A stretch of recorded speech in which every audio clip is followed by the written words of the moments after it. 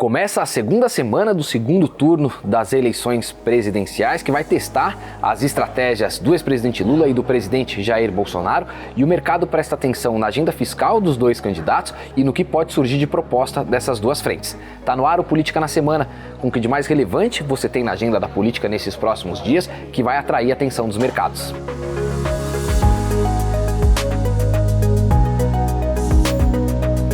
Olá, eu sou Paulo Gama, aqui do time de análise política da XP, e venho trazer aqui nesse nosso papo um pouco do que o mercado está olhando na agenda da política nesses próximos dias. É a segunda semana do segundo turno, começando já com a divulgação dos primeiros resultados ali das pesquisas pós-primeiro turno, que estão sendo interpretadas ainda sob a discrepância dos resultados que aconteceram nas pesquisas de véspera do primeiro turno e o que se mediu nas urnas. Esses primeiros números têm mostrado uma frente do ex-presidente Lula sobre o presidente Jair Bolsonaro, que varia ali entre 4 e 10 pontos percentuais de distância. Distância essa que o presidente Jair Bolsonaro tenta combater com as estratégias que a gente vai discutir aqui à frente. O saldo dessa primeira semana foi do presidente Jair Bolsonaro conseguindo avançar em apoios importantes, principalmente nos governadores do Sudeste. Declararam apoio a ele, entre outros, o governador de São Paulo, Rodrigo Garcia, o governador de Minas Gerais, reeleito, Romeu Zema, o governador do Rio de Janeiro, reeleito também, Cláudio Castro. E o presidente conta com a penetração desses governadores no eleitorado regional, entre os prefeitos, para virar votos que eles receberam no primeiro turno,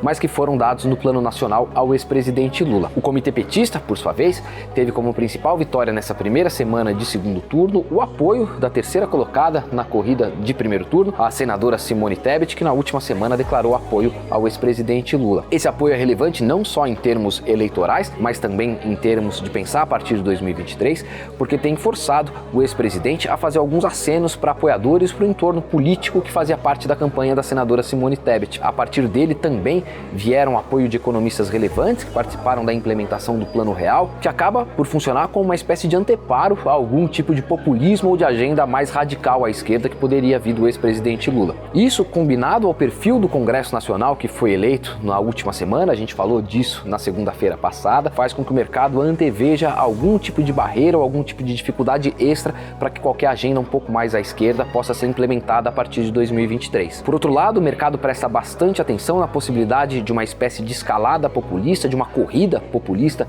entre as duas candidaturas. O ex-presidente, no entanto, apesar de querer fazer esse aceno em direção a esses economistas que eu mencionei, tem dito ali no entorno da campanha que não pretende antecipar a escolha de nenhum nome para o ministério ou para a área econômica de maneira geral, nem quer apresentar de maneira concreta ali o que seria qualquer tipo de proposta em discussão para substituir o teto de gastos como nova âncora fiscal, o que aí sim desperta bastante desconfiança do mercado. O presidente Jair Bolsonaro, de posse da caneta presidencial, já anunciou algumas medidas para tentar angariar votos entre as parcelas mais pobres do eleitorado, onde o ex-presidente Lula costuma performar melhor, anunciando, por exemplo, antecipação do pagamento do Auxílio Brasil de outubro, inclusão de algumas famílias nesse benefício, antecipação também do valor pago a caminhoneiros, uma parcela extra do auxílio taxistas, e a perspectiva de que isso possa fazer o presidente avançar nesse eleitor mais pobre e assim deflagrar uma espécie de corrida populista entre as duas candidaturas, faz o mercado ficar de olho aberto sobre a possibilidade de uma escalada e de uma corrida populista em termos de quem dá mais